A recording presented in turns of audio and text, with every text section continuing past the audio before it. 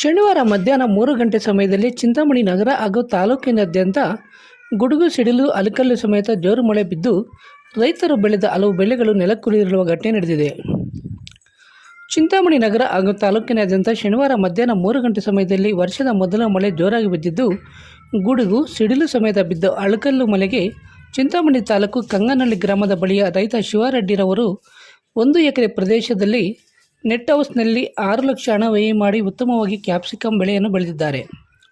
ಶನಿವಾರ ಮಧ್ಯಾಹ್ನ ಬಿದ್ದ ಜೋರು ಮಳೆಗೆ ನೆಟ್ ಹೌಸ್ ನೆಲಕ್ಕುರುಳಿ ರೈತ ಶಿವಾರೆಡ್ಡಿರವರಿಗೆ 6 ಲಕ್ಷಕ್ಕೂ ಅಧಿಕ ನಷ್ಟ ಉಂಟಾಗಿರುವ ಘಟನೆ ನಡೆದಿದೆ. ಇನ್ನು ತಾಲೂಕಿನಾದ್ಯಂತ ಬಿದ್ದ ಜೋರು ಮಳೆಗೆ ರೈತರು ಬೆಳೆದ ಹಲವು ಬೆಳೆಗಳು ನಾಶವಾಗಿರುವುದಲ್ಲದೆ ಕೆಲ ಕಡೆ ವಿದ್ಯುತ್ ಕಂಬಗಳು ಕೂಡ ನೆಲಕ್ಕುರಿದಿರುವ ಘಟನೆ ನಡೆದಿದೆ.